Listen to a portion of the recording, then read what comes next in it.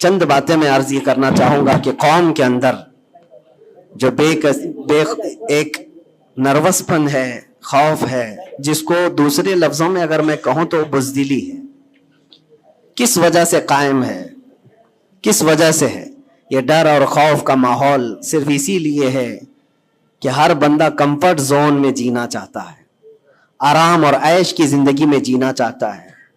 ہر ایک نے اپنے اوپر دنیا اتنی لاد لی ہے، اپنے اوپر دنیا کو اتنا سوار کر لیا ہے کہ اس سے نکلنا اس کے لیے مشکل ہو جاتا ہے۔ اور اسی وجہ سے اللہ کے نبی صلی اللہ تعالی علیہ وسلم ارشاد فرماتے اپنے صحابہ کو بھی کہ جب تمہارے اندر بیل کی پونچھ پکڑ کر کے کھیتی باڑی کرنے کی عادت آ گئی اور تم گھوڑے کی پیٹھ چھوڑ چکے ہو تو سمجھ جانا کہ دوسری قومیں تم پر حکومت کرنے لگ جائیں گی۔ آج بیل کی پونچھ پکڑ کر کھیتی باڑی کرنے کا مطلب صرف یہ نہیں ہے کہ کسان بن جائے، سب کا حال یہ ہے کہ ہمیں دنیا جمع کرنا ہے، دنیا جمع کرنا ہے، اور اس دنیا جمع کرنے کے چکر میں اس کی پوری عمر ختم ہو جاتی ہے، لیکن وہ حسرت پوری نہیں ہوتی، وہ حسرت پوری نہیں ہو پاتی۔ جتنی چیز کی تمہیں ضرورت تھی وہ تو حاصل ہو چکا تھا، لیکن اس سے زیادہ کی طلب میں ہم بھاگتے ہی رہے۔ ہم یہ نہیں کہتے کہ آپ گھر نہ بنائیں، ہم یہ نہیں کہتے کہ آپ اچھے کپڑے نہ پہنیں، سب کریں، لیکن کم از کم اس بات کا خیال رکھنا چاہیے کہ اس دنیا کی کمائی میں اور اس کی طلب میں کہیں ایسا نہ ہو کہ میرا دین چھوٹ جائے، ایسا نہ ہو کہ اللہ کے نبی صلی اللہ تعالیٰ علیہ وسلم سے جو میری محبت ہے اس میں کمی آ جائے۔ یاد ہے آپ کو ایک حدیث پاک، اللہ کے حبیب صلی اللہ علیہ وسلم ارشاد فرماتے ہیں کہ مجھے میرے بعد اس بات کا خوف نہیں ہے کہ میری امت مشرک ہو جائے گی، کافر ہو جائے گی۔ حضور پاک صلی اللہ علیہ وسلم فرماتے ہیں مجھے اس بات کا ڈر نہیں ستاتا کہ میری امت مشرک ہو جائے گی، کافر ہو جائے گی، مگر اس بات کا اندیشہ لگا رہتا ہے کہ میرے بعد تم پر دنیا پھیلا دی جائے گی اور دنیا سمیٹتے سمیٹتے تم اللہ اس کے رسول کو بھول جاؤ گے۔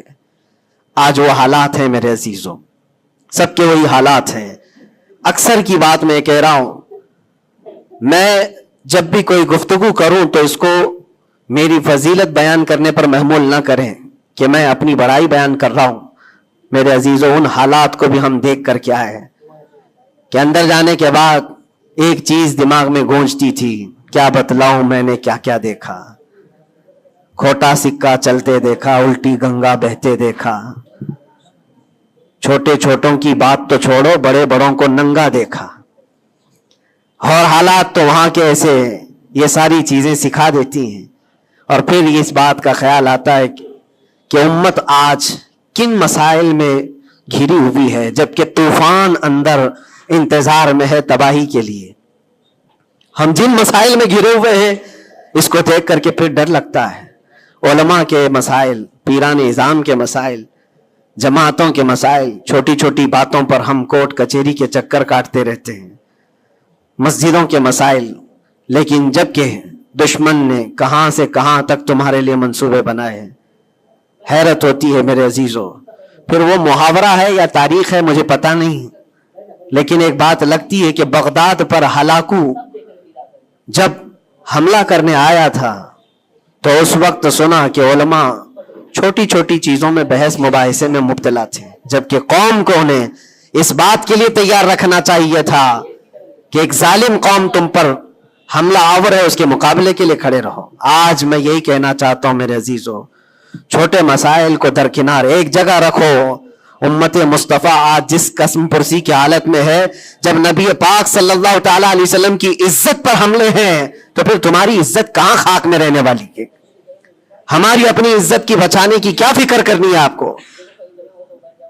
پوری دنیا کا حال یہ ہے۔ پہلے تو ایک مسلمان کی بات میں آپ کو بتاؤں، فرانس جیسا پاورفل ملک، بہت ہی مضبوط کنٹری، 100 سال پہلے کی بات بتا رہا ہوں، نبی پاک صلی اللہ تعالی علیہ وسلم کی شان میں وہ کوئی گھناؤنی یا گستاخانہ انداز کی فلم ریلیز کرنا چاہتے تھے، یا پھر کسی طرح سے مذاق مسخرے والے کام کے ذریعے سے میرے آقا صلی اللہ علیہ وسلم کو نشانہ بنانا چاہتے تھے، اور اس بات کو وہ اپنی آزادی رائے اور اپنی خیال کی آزادی کو بتاتے ہیں۔ اس زمانے میں سلطان عبد الحمید تھے، اور ترکی کے وہ آخری خلیفہ سلطان عبد الحمید صرف انہوں نے ایک اسٹیٹمنٹ دیا تھا فرانس کو کہ باز آ جاؤ یہ تمام چیزیں کرنے سے، ورنہ پوری دنیا لا کر میں تمہارے سر پہ پھوڑ دوں گا. صرف اتنا جملہ تھا.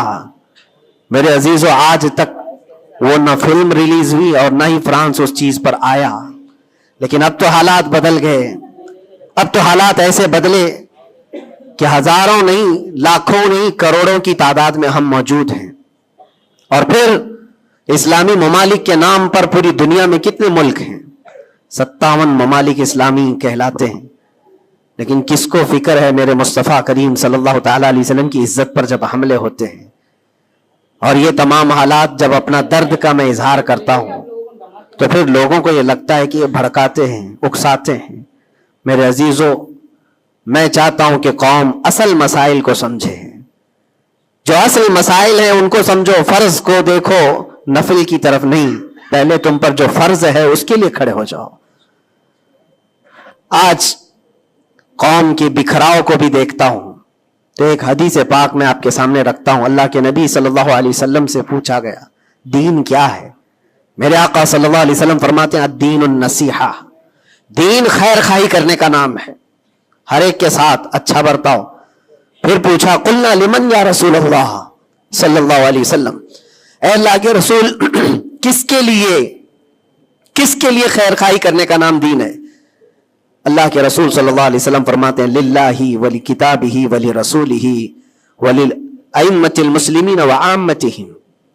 اللہ کے لیے، اس کی کتاب کے لیے، اس کے رسولوں کے لیے، اور مسلمانوں کے جو امام ہیں یا ان کے حاکم ہیں، ان کے لیڈر ہیں، ان کے لیے، اور تمام مسلمانوں کے لیے اچھائی کا ارادہ کرنا، بھلائی کا ارادہ کرنا، اسی کا نام دین ہے. دین کو اللہ کے نبی صلی اللہ تعالی علیہ وسلم نے ان تمام چیزوں کے ساتھ لگا کر کے آپ کو بیان فرمایا. اور آج میں اس میں سے ایک ٹکڑا ہی اگر بیان کروں کہ الدین النصیحہ لائمۃ المسلمین وعامتہم، مسلمانوں کے امام، مسلمانوں کے جو لیڈر ہیں ان کے لیے اور عام مسلمانوں کے لیے خیر خواہی کرنے کا نام دین ہے. اور آج میرے عزیزو اس بات کی بہت زیادہ ضرورت ہے. اجتماعی طور پر سب دیکھیں کہ ہمارا مفاد کس میں ہے، امت کا کام کس میں ہو سکتا ہے. اور ایک حدیث میرے آقا صلی اللہ علیہ وسلم فرماتے ہیں من اصبح ولم یہتم، حضور اکرم صلی اللہ علیہ وسلم فرماتے ہیں من لم یہتم بامرنا فلیس منا، جو اس حال میں صبح کیا کہ میری امت کا خیال نہیں کیا، حضور فرماتے وہ ہم میں سے نہیں ہے. وہ ہم میں سے نہیں ہے. کتنی صبح ایسی ہوتی ہیں جو تم صبح اٹھ کر کے سوچتے ہو کہ امت کا کیا ہونا ہے. یا آقا کریم صلی اللہ علیہ وسلم فرماتے جس نے میری امت کا خیال نہیں کیا وہ مجھ میں سے نہیں ہے، وہ ہم میں سے نہیں ہے. عزیزان گرامی وقار، ہر ایک کو ایک درد ستاتا ہے کہ کل کیا کھاؤں گا، کل کیا پہنوں گا، میرا گھر کیسے بنے گا، میری جاب کیسے لگے گی. لیکن ان غربائے امت کے لیے کون سوچتا ہے جو کاٹے جا رہے ہیں، مارے جا رہے ہیں، جن کے گھر اجاڑے جا رہے ہیں؟ ان کے بارے میں کبھی دل کے اندر نرمی آتی ہے؟ اگر تمام مسلمانوں کے دلوں کے اندر یہ نرمی اور یہ رحم ہوتا تو میرے عزیزو حالات ایسے نہیں ہوتے تھے. حالات ایسے نہیں ہوتے. صحابہ اکرام میں سے ایک مثال میں آپ کو بتا دوں کہ ہمارا دین آج جس کو ہم لے کر کے چل رہے ہیں کتنا بکھر گیا. سچ کہا تھا حالی نے کہ اے خاصان رسول وقت دعا ہے، امت پہ تیرے وقت عجب آ کے پڑا ہے. جو دین نکلا تھا بڑی شان سے اپنے وطن سے، آج وہ پردیس میں غریب الغربا ہے. آج دین اسلام کو ہم نے اجنبی بنا کر رکھا ہے، ہمارے گھروں میں ہی نہیں ہے، ہماری ذات پر نہیں ہے. ہم تو پھر دوسرے کو کیا تانا دیں گے؟ آپ اسلام زندہ باد کا نعرہ لگاتے ہیں اور اب اسلام کی حقانیت کو بلند و بالا انداز میں بیان کرتے ہیں، سڑکوں پر آ جاتے ہیں. تمہیں سڑکوں پر آ کر احتجاج کرنے کی کیا ضرورت ہے؟ تم اگر اسلام کو اتنا ہی پسند کرتے ہو تو اپنی بیویوں پر کیوں نہیں اسلام پسند کرتے؟ اپنی بچیوں پر، اپنے گھر والوں پر اسلام کو کیوں نہیں پسند کرتے؟ انہیں بے پردہ باہر جب گھمایا جاتا ہے تب اسلام زندہ باد کا نعرہ کیوں نہیں؟ یہ شادی ہال میں کبھی جا کر دیکھیں، یہ پارٹیوں میں جا کر دیکھیں، اندازہ بھی نہیں ہوتا کہ یہاں مسلمانوں کا جم غفیر ہے. میرے عزیزو، ایک حدیث عرض کرتا ہوں، حضرت ابو دردہ رضی اللہ تعالیٰ عنہ سے منسوب ہے. حضرت عمر فاروق رضی اللہ تعالیٰ عنہ کا زمانہ خلافت ہے اور عادل کے وہ بادشاہ ہیں. بیٹھے ہوئے تھے، ایک شخص کو پکڑ کر لایا گیا عدالت میں. کہا گیا کہ اس نے قرض لیا ہے اور یہ دیتا نہیں ہے. تو جو قرض خواہ تھے وہ بھی صحابی تھے. انہوں نے کہا کہ یہ اجنبی آدمی مدینے کا تو ہے نہیں، لیکن میں نے اس کو پیسے دیے تھے، یہ واپس نہیں لوٹاتا اور آئیں کائیں کرتا رہتا ہے، بہانے بناتا ہے. حضرت عمر فاروق رضی اللہ تعالیٰ عنہ نے اس اجنبی شخص سے کہا اب تم کیا کہنا چاہتے ہو؟ تمہیں قید میں ڈال دیا جائے گا، تم اس کے پیسے ادا کرنا چاہتے ہو یا نہیں؟ اس نے کہا مجھے 2 دن کی مہلت چاہیے، میں جاؤں گا اور لا کر کے واپس اس کی رقم ادا کر دوں گا جو مجھ سے تقاضا کر رہے. حضرت عمر نے کہا کہ تو جائے گا یہاں سے چھوڑ کر اور واپس آئے گا نہیں آئے گا، اس کا کیا بھروسہ؟ کوئی ہے تیری جو ضمانت لے گا؟ یہاں پر کورٹ بھی جب ہمیں بیل لیتی ہے تو ایک ضامن کھڑا کرتی ہے کہ اس کی ضمانت کون لیتا ہے. تو یہ تو پرانا دستور ہے. آپ نے پوچھا کوئی ہے تیری ضمانت لے گا؟ اگر تو نہیں آئے گا تو ہم اس کو پکڑیں گے. اس نے مجمع میں دیکھا کوئی اس کی پہچان والا تو ہے نہیں. تھا تو یہ مسلمان لیکن اس کے گہرے تعلقات کسی سے ہے نہیں. نظر ڈالا، اس نے کہا میں کسی کو پہچانتا نہیں اس میں سے، اور کون میری ضمانت لے گا؟ صحابہ اکرام بیٹھے ہوئے تھے، سب تو جانتے ہیں کہ ایک اجنبی ہے اور بھاگ گیا تو آئے گا نہیں. لیکن اس کے باوجود ایک صحابی ہیں حضرت ابو دردہ، کھڑے ہوتے ہیں، کہتے ہیں امیر المومنین میں اس کی ضمانت لیتا ہوں، میں اس کی ضمانت دیتا ہوں. کہا تم جانتے ہو اس کو؟ کہا جانتا تو نہیں، اتنا ہے کہ یہ مسلمان ہے، اتنا ہے کہ میرے آقا صلی اللہ تعالی علیہ وسلم کا غلام ہے. کہا کہ اگر یہ واپس 2 دن کے اندر نہیں آیا تو ابو دردہ نے کہا امیر المومنین آپ مجھے گرفتار کر سکتے ہیں، میں اس کی جگہ پر قید میں چلا جاؤں گا. تو آپ نے لکھوا دیا اور اس شخص کو چھوڑ دیا، جاؤ 2 دن کا تمہارے پاس ٹائم ہے، لوٹ آ جاؤ. وہ چلا گیا. لوگوں میں تو یہی مشہور تھا، ایک بار جو چھوٹ گیا وہ عدالت سے واپس کہاں آتا ہے؟ کب وہ کسی کے شکنجے میں آئے گا؟ 2 دن کا وقت گزر گیا اور شام ہو گئی، وہ آیا نہیں. مغرب کا وقت تھا، اس سے پہلے امیر المومنین نے کہلا بھیجا کہ ابو دردہ سے کہو کہ اپنی گرفتاری دے دے. جس کی وہ ضمانت لیا تھا وہ آیا نہیں ہے. عدالت پھر سے لگی. قرض خواہ جنہوں نے قرض دیا تھا وہ بھی تھے اور حضرت ابو دردہ کو لایا گیا. کہا کہ میں تیار ہوں. وہ نہیں آیا، لیکن ابھی عدالت ختم ہونے سے پہلے دیکھا کہ وہ شخص واپس لوٹ آیا، مال بھی لے کر کے آیا اور کہا کہ امیر المومنین مجھے تاخیر ہو گئی، میں معافی چاہتا ہوں، راستہ ایسا تھا ویسا تھا، لیکن میں لوٹ آیا اور جس کی امانت ہے وہ واپس کرتا ہوں. حضرت عمر فاروق رضی اللہ تعالیٰ عنہ نے فرمایا ٹھیک ہے، جس کا قرض ہے، جس کے تم نے لیے تھے اس کو لوٹا دو. اس نے جب وہ قرض خواہ جو صحابی تھے ان کو لوٹانے کی بات کی کہ آپ کی امانت آپ لے لیں، تو وہ کھڑے ہوئے اور کہا کہ میں معاف کر دیتا ہوں، جو تو نے لیا تھا اس کو میں نے معاف کر دیا، جاؤ. تو حضرت عمر فاروق رضی اللہ تعالیٰ عنہ فرماتے ہیں کہ پھر یہ مجلس دیکھی تو اس اجنبی شخص سے پوچھا تو چاہتا تو بھاگ جاتا، تو چھوڑ کر چلا جاتا، واپس نہیں آتا تو کون پکڑ کر لاتا؟ تو کس علاقے کا ہے یا کہاں جاتا؟ واپس کیوں آیا؟ جانتے ہو اس نے کیا جواب دیا؟ امیر المومنین آپ سچ کہہ رہے ہیں، میں ایسی جگہ چلا جاتا جہاں سے لوگ مجھے پکڑ کر نہ لاتے، تھوڑی سی رقم ضرور تھی، میں بچا کر کے چلا جاتا، لیکن دل میں یہ خیال آیا کل کو دنیا یہ کہے گی رسول اللہ کے غلام دھوکے باز ہوتے ہیں. کہیں اللہ کے نبی صلی اللہ تعالی علیہ وسلم کے اوپر کوئی انگلی نہ اٹھائے کہ حضور کا غلام ایک مسلمان دھوکہ دیتا ہے. اس لیے میں واپس لوٹ آیا. میرے لیے دنیا حقیر ہے، میرے مصطفیٰ کی نسبت بہت بلند ہے. امیر المومنین نے ابو دردہ سے پوچھا کہ اے ابو دردہ، تم ایک اجنبی شخص کی ضمانت لینے کو تیار ہو گئے، تمہارے اندر کیا جذبہ آ گیا ایسا؟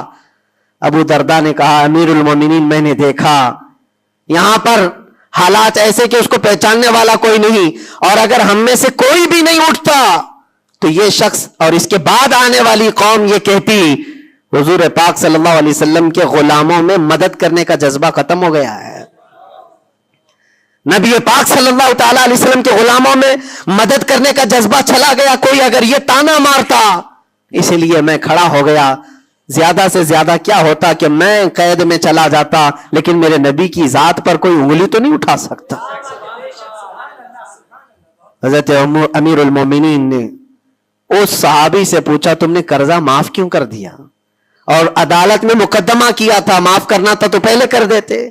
آپ نے کہا کہ میں اس کو پہلے پہچانتا نہیں تھا, لیکن یہ جب 2 دن کا موقع لے کر گیا بھی اور واپس لوٹ آیا بھی تو امیر المومنین میرا تو یہ حق بنتا ہے کہ میں اس مسلمان کا قرض معاف کر دوں, اس لیے کہ میرے دل میں بھی یہ خیال آیا کہ اگر میں معاف نہ کرتا تو کل کو دنیا یہ کہتی کہ رسول اللہ کے غلاموں میں معاف کرنے کا جذبہ بھی چلا گیا.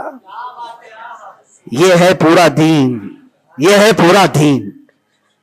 ایک دوسرے کو معاف کرنے کا جذبہ, ایک دوسرے کی مدد کرنے کا جذبہ اور وعدے کو مکمل کرنے کا جذبہ, یہ کل ملا کر کے دین بنتا ہے. عزیزان گرامی وقار, آج جن حالات سے ہم گزر رہے ہیں, ہمارے درمیان نفرتوں کی دیواریں کھڑی ہیں, ایک دوسرے کو سلام کرنے سے بھی کتراتے ہیں, جبکہ مسجد کی صفوں میں شانے سے شانہ لگا کر کھڑے ہوتے ہیں. پھر وہ کون سا جذبہ ہے جو مر گیا ہے یا ختم ہونے کو آ گیا ہے؟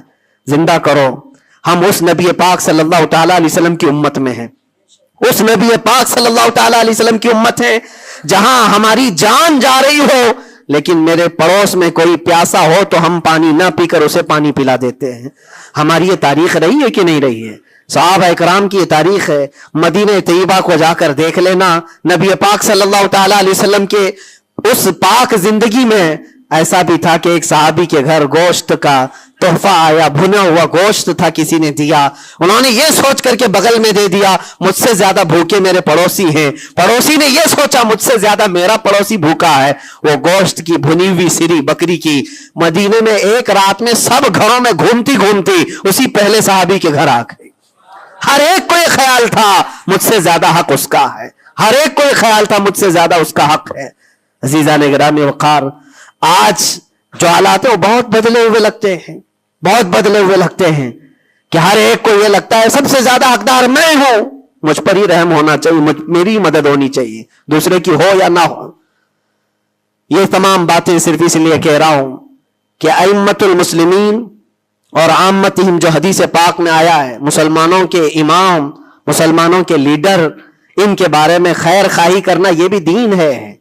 اور آج تو جن حالات کو دیکھ رہے ہیں ہم, الیکشن کا ماحول ہے, ہر ایک کی نظر لوگوں کے صرف ووٹ پر لگی ہوئی ہے, اور پھر اس کے بعد پتہ نہیں 5 سال تک تو ڈھونڈتے رہو پتہ بھی نہیں ملتا.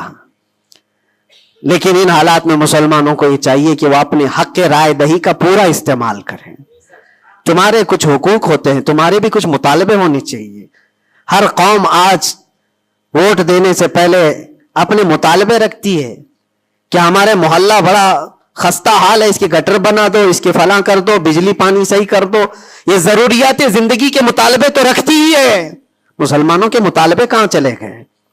ہمارے حقوق کے بارے میں کبھی بات کیوں نہیں رکھی جاتی؟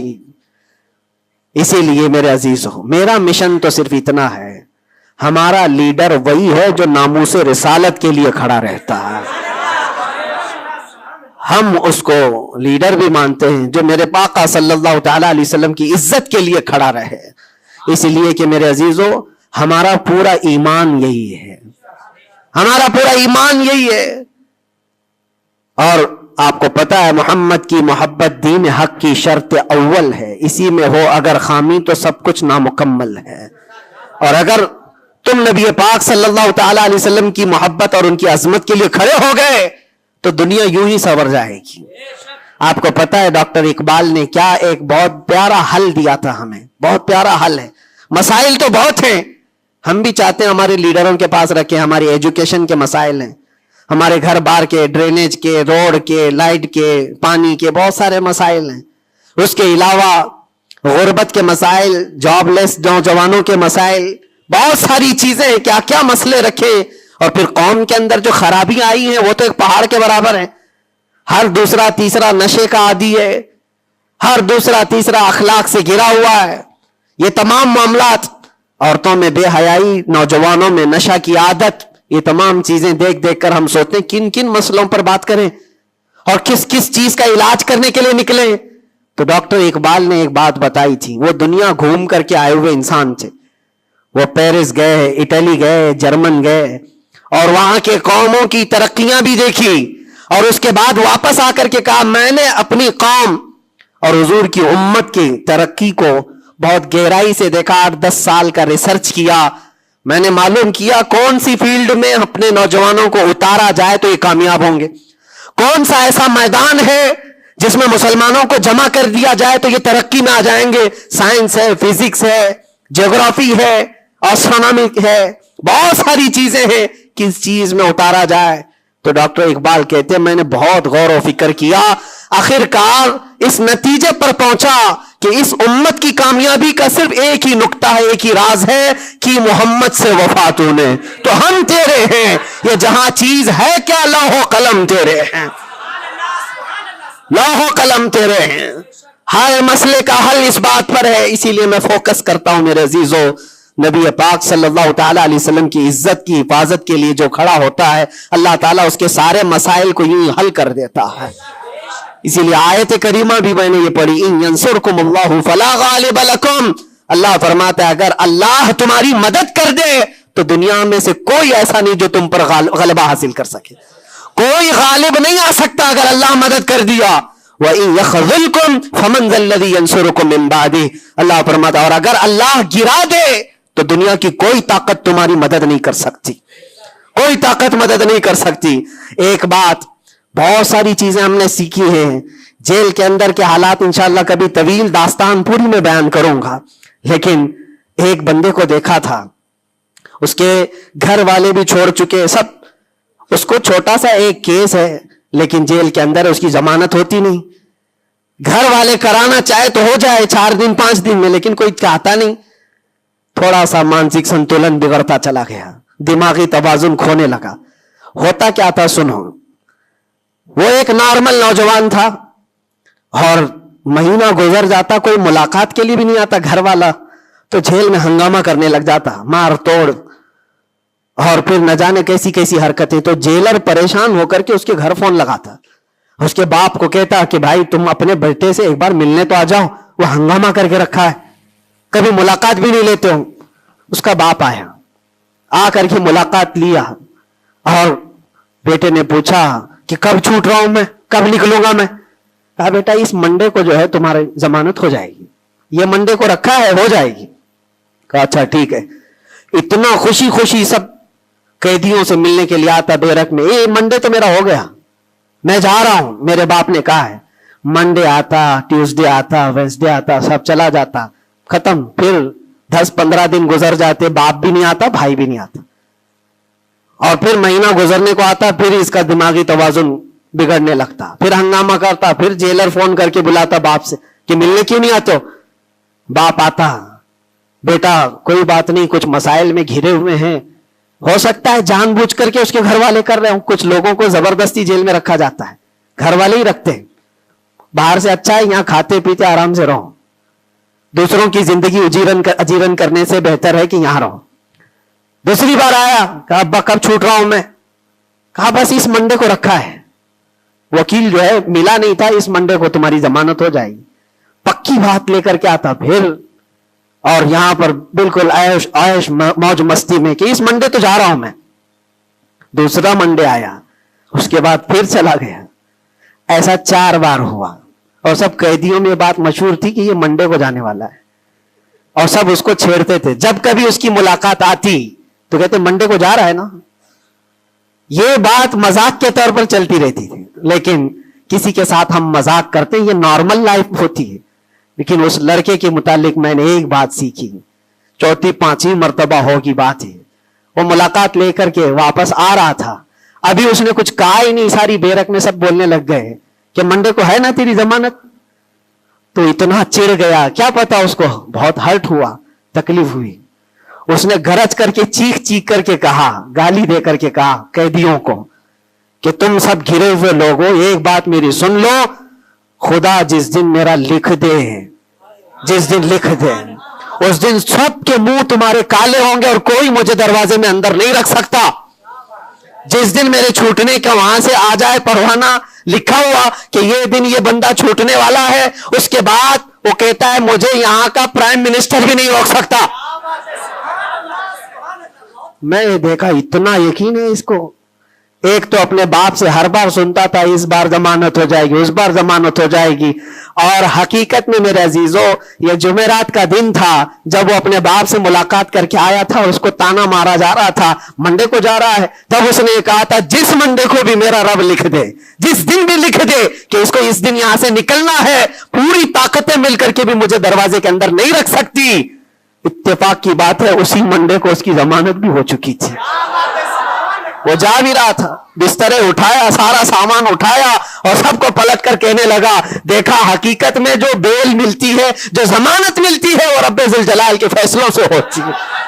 یہ یقین اور توکل کی بات میں عرض کر رہا ہوں. عزیزان گرامی وقار، بہت سارے ایسے مسائل ہیں، اسی لیے میں آپ سے کہتا ہوں اگر اللہ مدد کر دے تو کوئی غالب نہیں آ سکتا، اور اگر اللہ تعالیٰ گرا دے تو پھر کوئی مدد بھی نہیں کر سکتا. اسی لیے اللہ تبارک و تعالیٰ کی مدد کس کے لیے آتی ہے وہ بھی قرآن کہتا ہے وَكَانَ حَقًّا عَلَيْنَا نَصْرُ الْمُؤْمِنِينَ.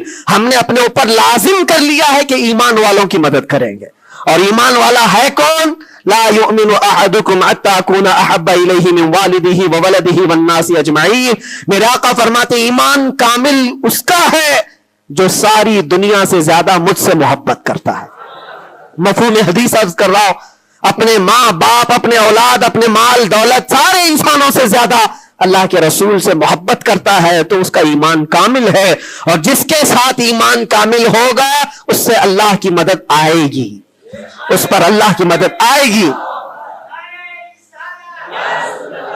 میرے عزیزو بظاہر حالات اگر کسی کے ساتھ خراب ہو جائیں تو یہ مت سمجھ جانا. میں اکثر ایک بات محسوس کرتا تھا کہ ظالموں نے جس انداز میں بے قصور لوگوں کو بھی قید کیا اور ہمیں بھی زبردستی جن حالات سے گزارا گیا، پھر کبھی عرض کروں گا انسانی فطرت ہے، کبھی کبھار بکھر جاتے ہیں. تقاضائے بشریت کے اعتبار سے گھبراہٹ تو ہمیں بھی ہوتی تھی، پھر تاریخ یاد آتی میں پہلا تھوڑی نہ ہوں. سیدنا حضرت مظفر حسین کچوچوی رحمت اللہ علیہ فرماتے تھے مظفر کو مقید نہ سمجھ ایسے یاد، میری اسیری بھی سنت آبائی ہے، میرا یہ قید ہونا بھی میرے آبا و اجداد کی سنت ہے. بزرگان دین گئے ہیں اور جیلوں میں رہے اور واپس نکلے، لیکن ایک بات ہمیشہ یاد رکھو اسلام زندہ ہوتا ہے، بس قربانیاں رائگاں نہیں جاتی، ضائع نہیں ہوتی. اللہ تعالیٰ کی مدد جس کے ساتھ ہے تو بظاہر حالات میں ایسا ہوگا. مجھے اچھی طرح سے پتا ہے، پہلے بھی معلوم تھا، میں نے تقریروں میں بہت کہا بھی تھا کہ مجھے اچھا معلوم ہے کہ میری تقریروں کا انجام کیا ہونے والا ہے، نتیجہ کیا ہونے والا ہے. مجھے کیسی کیسی دھمکیاں پہلے بھی دی گئی ہیں، اب بھی ہے، ابھی بھی ہے. آنے سے پہلے بھی کچھ لوگوں نے کہا تھا اتنا لمبا ہم نے کٹا دیا، اب تو بھول جاؤ گے، وہ شعر پڑھو گے، یہ شعر پڑھو گے، کیسی تقریریں کرو گے. ہم نے کہا میرے عزیزو آپ کیا سمجھتے ہو، مچھلی کے تیرنا ختم ہو سکتا ہے، پرندے کا اڑنا ختم ہو سکتا ہے، شیر کا شکار کرنا ختم ہو سکتا ہے. وہ تو جانور ہے، ان کی فطرت نہیں ختم ہوتی. میں غلام مصطفیٰ ہوں، میری فطرت کیا ختم ہوگی؟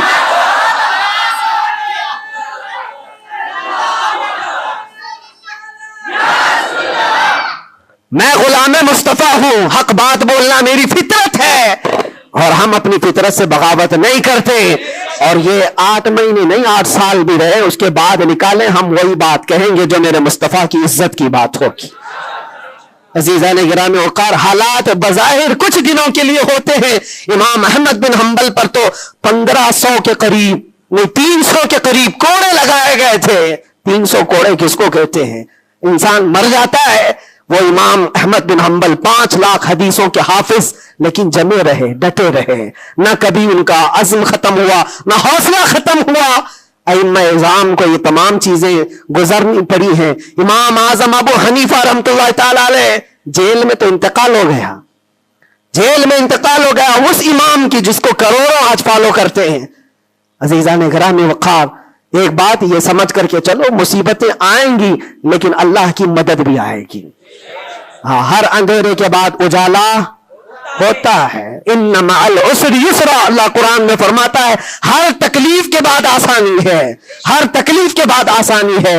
اور میں تو ذہن میں یہ پریپیئر کر کے رکھا تھا، ذہن میں دماغ میں یہ بات بٹھا کر رکھا تھا، آزاد ہونا نہ ہونا یہ اللہ کی مرضی پر ہے، لیکن اگر مر کر کے میری لاش بھی باہر آتی تب بھی مجھے اس بات کا اطمینان تھا جو بات ہمیں کہنی تھی وہ ہم کہہ چکے. انشاءاللہ رب تبارک و تعالی ہماری ان باتوں کو بچوں تک یہ محفوظ بھی کرائے گا. اور مجھے تو باہر کی خبریں زیادہ نہیں ملتی تھی کہ یہاں لوگوں کے دلوں میں کیا جذبات ہیں، بچوں کے دلوں میں کیا جذبات ہیں، لیکن قیدی جب جاتے تھے چھٹی پر 4 دن 5 دن اور واپس آتے تو یہی کہتے ڈسکس تو ہمارا کچھ نہیں ہوتا، آپ کے بارے میں ہمارا خاندان پوچھتا رہتا ہے. جیل میں آپ ہیں، فون کرو تو لوگ ہمارے متعلق پوچھتے رہتے. پھر دل میں یہ احساس ہوتا تھا. اور جیل میں بھی دیکھتا ایک ایسا بھی لڑکا تھا چین سنیپر، چین کھینچتا اور چوری کرتا واپس آتا، لیکن ایسا ڈھیٹ آدمی تھا، ایسا ڈھیٹ، میدان میں کھڑے ہو جائے، سارے قیدیوں کے سامنے کھڑے ہو جائے اور پھر ہر دن ایک بات اتنی بول کر کے ہی جاتا، صرف اتنی بول کر کے جانا اس کی عادت سی ہو گئی تھی. ہم دیکھتے رہے باہر بھی یہی منظر ہے، اندر بھی یہی منظر ہے. تم کسی کی زبان کو بند کرنا چاہو، ختم کرنا چاہو تو ایسا نہیں ہوتا. اللہ تبارک و تعالیٰ جس چیز کو چاہے ہر جگہ پھیلا دیتا ہے. پھر یہ احساس ہوا میرے عزیزوں، تبلیغ اسلام صرف ہم ذریعہ ہوتے ہیں پہنچانا میرے رب کی شان ہے، میرے رب کی شان ہے. اور حقیقت میں آپ کو بتاؤں، دلوں کو اپنی طرف مائل کرنا یہ ہم میں سے کسی کے اندر طاقت نہیں ہے. آج ہزاروں لاکھوں جو مجھے سننا چاہتے ہیں، اس میں بظاہر میرا کوئی کمال نہیں. بات ان کی کرو اور ہر دل پہ راج کرو، ان کی بات کرو.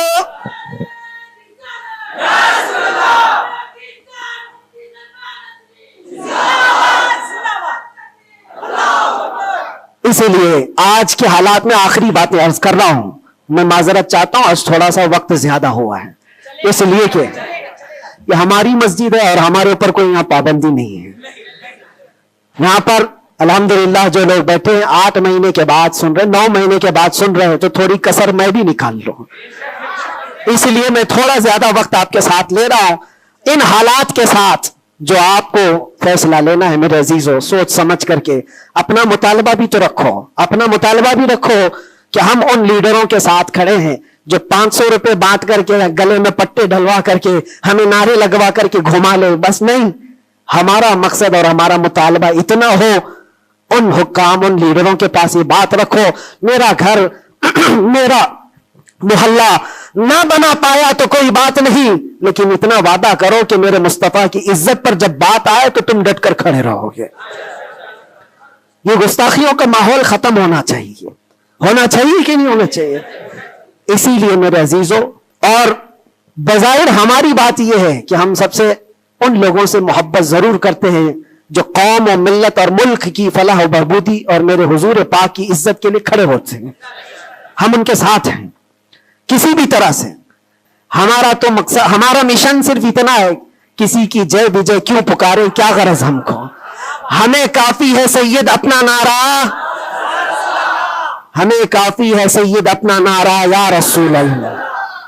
ہم اس مشن کے آدمی ہیں، لیکن پھر بھی جن حضرات نے بھی محبتوں کے ساتھ ہمارے نام کو پھیلایا ہے، ان کے مقاصد اگر صرف پولیٹیکل ہیں تو ہمارا ان کے ساتھ کوئی بھی لین دین نہیں، ہمارا ان کے ساتھ کوئی تعلق نہیں. ہاں اگر اس لیے ہمارے نام کا استعمال کیا یا ہمیں بلایا یا ہمیں کھڑا کیا کہ اللہ کے نبی صلی اللہ تعالی علیہ وسلم کی ناموس اور ان کی عزت کے لیے ہے، تو ہم ہر دن آپ کے ساتھ ہیں، ہم ہر دن آپ کے ساتھ ہیں.